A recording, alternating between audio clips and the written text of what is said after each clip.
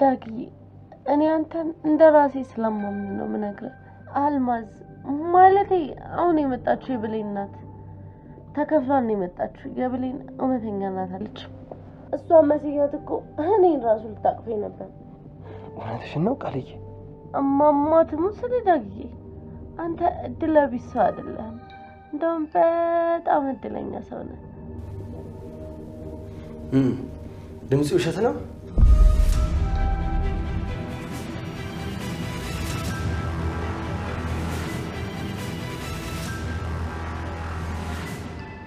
በሏ እቺን ምስኪን ለማታለል ሞክሯ።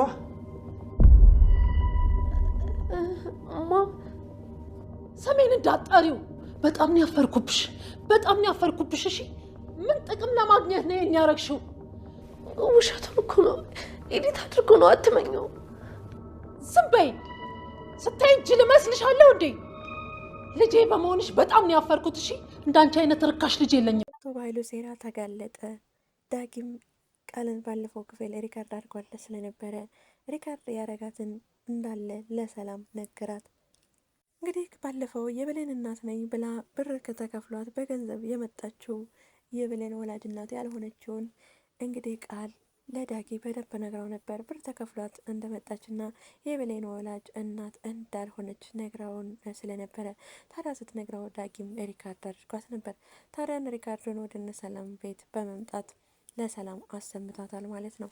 ታዲያ ያቺ ገንዘብ ተከፍሏት የብሌን እናት ነኝ ብላ የመጣችው የምትይዘው የምትጨብጠው ይጠፋባታል። ቃልም በነገሩ በጣም ተደነግጣለች። ታዲያ ቃልም እማዬ የውሸት ነው እንዳታምኘው ትላታለች። ሰላምም ሞኝ አረግሽኝ ወይ? እኔ ከአንቺ አልጠብቅም፣ አንቺ አሁን የኔ ልጅ ነሽ ወይ? በማለትም ተጫውባታለች። ሰላም ጤና ይስጥልኝ ውድና የተከበራችሁ የቻናል ቤተሰቦች በያላችሁበት ዓለም ዳርቻ ሰላማችሁ በዘት ተረፍ ይበል። ለዚህ ቻናል አዲስ ከሆናችሁ ላይክ፣ ሰብስክራይብ፣ ሼር እያደረጋችሁ ቤተሰብ እንድትሆኑ በአክብሮት እጠይቃለሁ። እንግዲህ አስተማሪና ተወዳጅ በሆነው በአደራ ድራማ ወደ እናንተ መጥቻለሁ ማለት ነው።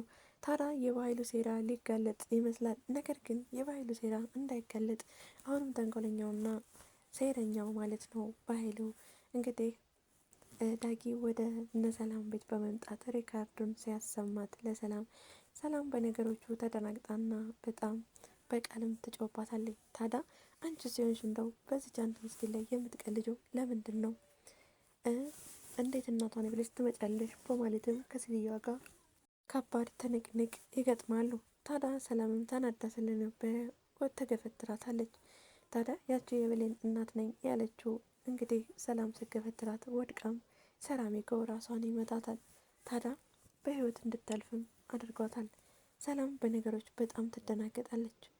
ቃልም እንግዲህ የወደቀችውን የውሸት የብሌን እናት ነኝ ብላ የመጣችውንም እቅፍ ታደርግና እማዬ ምንድን ነው የሰራሽው ትላለች። ዳጊም ታዲያ የሚይዘውን የሚጨብጠውን ያጣል። በሌላ በኩል የብሌንን የአሳዳጊ እናት በረኪና ገዝታ ስትጠጣ ብሌን ትደርስባታለች። ምን እያረግሽ ነው? በማለትም በረኪናውን ትነጥቃታለች። በረኪናውን ከነጠቀቻት በኋላም የብሌን አሳዳጊ እናት ምን ተሳለኝ፣ ህይወቴ እኮ ያላንቺ ባዶ ናት።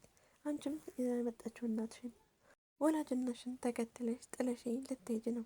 ታዲያ እኔ ከዚህ በኋላ ምን አለኝ? ስለዚህ በረኪና ጠጥ። ስለዚህ የኔ መኖር እዚህ ጋር ላንቺ ምንም የሚጠቅምሽ ነገር የለም። ሙቼ ብገላገል ይሻላል፣ አንቺም ይቆርጥልሻል ትላታለች። ታዲያ ብሌን በረኪናውን ይዛ ስቅስቅ ብላ ታለቅሳለች። አንቺ እኮ ጨከንሽብኝ፣ እናሽን ተከትለሽ እኮ ጥለሽ ልትሄጂ ነው።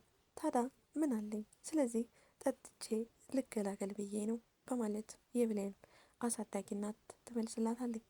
ታዲያ ብሌንም ስቅስቅ ብላ እያለቀሰች ፊቷንም ታዞርና የብሌን አሳዳጊ እናት ታለቅሳለች። ታዲያ ብሌንም አንቺን አስከፈችማ፣ እኔስ ምን ሰው ልሆን ነው? ስለዚህ ምን ልጠቅምስ ነው? በማለት ያንን ከአሳዳጊ እናቷ ላይ የነጠቀቻትን በረኪና ወደ አፏ ታደርጋለች። ታዲያ የብሌን አሳዳጊ እናት ዞር ስትልም አፏ ላይ በረኪናውን ይዛ ስለነበረ እንዴ ምን እያረግሽ ነው ትላታለች። እኔ እኮ እየቀለድኩ ነው፣ ባንቺ እኮ አላዝንም፣ ባንቺ ቂም አልይዝም መቼም ትላታለች። እኔ እኮ አላለቀስኩም፣ ባንቺ መቼም አላለቅስም፣ ባንቺ በአንድ ልጄማ መቼም ቢሆን ቂም አልይዝም በማለት እንባዋን ጠራርጋ በረኪናው ልታስጥላት ትሞክራለች። ነገር ግን ብሌን ያንን በረኪና ሕፃን አይደለሁም አታታልኝ በማለት ትጠጣዋለች። ታዲያ ከጠጣችውም በኋላ ወድቃ ነበረ። ስትወድቅም የብሌን አሳዳጊ እናት የምትይዘው የምትጨብጠው ይጠፋባታል። ታዲያ አረ ሰው ያለህ ድረሱልኝም ስትልም ነበር። አቶ በኃይሉ ወደ ሰላም ቤት ተጠርቶ ሲመጣ ያቺ የላካት የብሌን እናት ያልሆነችው እንግዲህ የብሌን ወላጅ እናት ነኝ ያለችው ሴትዮ ወድቃም በህይወት እንደሌለችም ይነግሩታል። ታዲያ እኔ ጉድ ሆንኩልህ ወንድሜ፣ ተዋረድኩልህ፣ እጅን ለፖሊስ መስጠት አለብኝ ትላለች ሰላም። ታዲያ የተፈጠረውን ነገር በሙሉ ከነገሩት በኋላ አቶ በኃይሉ እኔ ያለሁልሽ፣ እኔ እያለሁ አንቺ እስር ቤት አትገቢም ይላታል። ሰላምን ማለት ነው። ታዲያ ሰላምን እቅፍ አድርጎ ያረጋጋታል። ለማንኛውም ነክታችኋት ይሆናል እኮ፣ ስለዚህ ስለነካችኋት አሁን ፖሊስ ብንጠራ እስር ቤት ነው እያንዳንዳችሁ የምትገቡት፣ ምክንያቱም አሻራ ይታያል እዛ ላይ፣ የነካችኋት በሙሉ እስር ቤት ትገባላችሁ፣ እኛም አይቀርልንም፣ ምክንያቱም እኛ ቤት ነው አይሞተችው ይላል። ስለዚህ አንድ መፍትሄ እንፈልግ ይላል አቶ በኃይሉ። ታዲያ መፍትሄው በአንሶላ ጠቅልሎ ጎዳና ላይ ወይም ሜዳ መቅበር ነበር። ታዲያ ይህንን ከተመካከሩ በኋላ ዳጊም እኔም እኮ ነክቻታለሁ ይላል። ስለዚህ ከነካት አይቀርልህም፣ እስር ቤት ትገባታለህ ይባላል። ታዲያ አቶ በኃይሉ ይህን ካለ በኋላ ቃልን አንሶላ እንድታመጣና ከዳጊ ጋር እንዲጠቀልሏትና ጎዳና አውጥተው እንደሚቀብሯትም ይነጋገራሉ። ታዲያ ቃልን ፍጠኝም ሲላት ነበር። ቃልም አንሶላውን ካመጣች በኋላ በሉ አንቺና ዳጊ ጠቅልሏት ይላታል። ታዲያ ብሌን እንዴት እንደዚህ ሊል ቻለ? ለምን ራሱ አይጠቅልላትም? የሆነ ነገርማ እዚህ ጋር አስቧል አቶ በኃይሉ ትላለች ቃል። ዳጊ ግን ምንም የገባው ነገር የለም፣ የተጠራጠረው ነገር የለም። በሉ ጠቅልሏት እንጂ ይላል አቶ በኃይሉ ሰላምን አቅፎ። ታዲያ ዳጊ እጇንም አንገቷንም በእጁ እየነካ ነበር ሲጠቀልላት የነበረው። ቃል ግን ጥበበኛም ስለሆነች ባንሶላውን በርቀት ይዛ ነበር የሞተቿን ሴት ወይም ደግሞ አጥሟን ሳትነካ ነበር ስጠቀልላት የነበረው። ታዲያ በኃይሉ ዳጊ ላይ ሴራ ያሴረም ይመስላል። ምክንያቱም ዳጊ እንዲጠቀልል አደረገ። ዳጊ ደግሞ ይሄ ሴራ ምንም ያልገባውም፣ ስላልገባውም ሬሳዋን ወይም አጽሟን በእጁ እየነካካ ሲጠቀልላት ነበር። አቶ በኃይሉ ጎዳና ቀብራታለሁ ያለው የእውነትስ ጎዳና ሊቀብራት ይሆንስ ወይስ ዳጊ ነው ለማለት በዳጊ ሰበብ ለማድረግ እና ዳጊን ወጥመድ ውስጥ ለማስገባት ይሆን? ታዲያ ይህ በእንዲህ እንዳለ ተፋጠው ሁሉም ግራ ገብቷቸው ነበር። ከተጠቀለሏትም በኋላ የት አውጥተው እንደሚጥሏትና ወደት እንደሚወስዷትም እየተወያዩ ነበረ። ታዲያ ሰላም እረፍጥኑ ፖሊስ ከመጣ እኮ ይይዘናል፣ ስለዚህ ብናፈጠን ጥሩ ነው ትላለች። በዚህ ሁኔታ ላይ ያሉ ብሌንና አሳዳጊ እናቷ ተያይዘው ወደ እነ ሰላም ቤት አገር ሰላም ነው ብለው ይመጣሉ። ታዲያ በሩን ያንኳኳሉ። በር ሲያንኳኩ ግን የሚከፍትላቸው ሰው አልነበረም።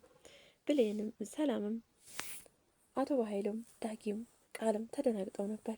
ምክንያቱም ያችን የሞተት ሴት ጎዳና ወጥተን እንቅበራት እያሉ እየተማከሩ ፖሊስ ወይም ሌላ ሰው ከመጣ ሁላችንም እስር ቤት ገቢ ነን በማለት ተደናግጠው ግራ ተጋብቷቸው በሩንም ለመክፈት በጣም ግራ ተጋብተው ይገኛሉ።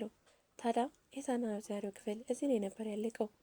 እንግዲህ ይችን ሴት ጎዳና የእውነትም አውጥተው ይቀብሯት ይሆን ወይስ ዳጊን እጁን ለፖሊስ ይሰጥ ይሆን? ማለቴ ይቺ ፖሊስ መጥተው ሬሳው ከተመረመረ ዳጊ በደንብ ስለነካካት የዳጊ አሻራ ይታያል። ታዲያ አቶ በኃይሉ ቃልንና ዳጊን ጠቅልሏት ያለው ሁለቱንም እስር ቤት ለማስገባት ፈልጎ ሲሆን ምክንያቱም ቃል ሪካርዶን ለዳጊ እንዳወራች ዳጊ ደግሞ ለሰላም መጥቶ ይህን ሪካርድ ስላሰማት በዛ መካከል በግጭት ተነስቶ ይች ሴት እንደተገደለች ስላወቀ አቶ በኃይሉ ስለዚህ ቃልና ዳጊ እስር ቤት ይግቡ ብሎ ሲሆን ወይስ የእውነቱን ጎዳና አውጥቶ ሊቀብራት ይሆን? እንግዲህ በቀጣይ ክፍል ይህን ይዘንላችሁ ምን መጣ ይሆናል። እንግዲህ በቀጣዩ ክፍል ዳጊ እጁን ለፖሊስ ሰጥቶ ይታሰር ይሆን ወይስ እውነትም እንዳሉት ሜዳ ጎዳና አውጥተዋት ይቀብሯት ይሆን? እና ብሌን ስለመጡስ ምናልባት ብሌንና የብሌን አሳዳጊና ስለመጡ እነሱ ለፖሊስ ተናግረው ታዲያ ሁሉም የታሰሩ ይሆን? እንግዲህ የቀጣዩን ክፍል ይዘንላችሁ ምን መጣ ይሆናል ወይም አብረን የምናየው ይሆናል። በሌላ ቪዲዮ እስከምንገናኝ ድረስ ቸር ሰንብቱ። ባይ ባይ።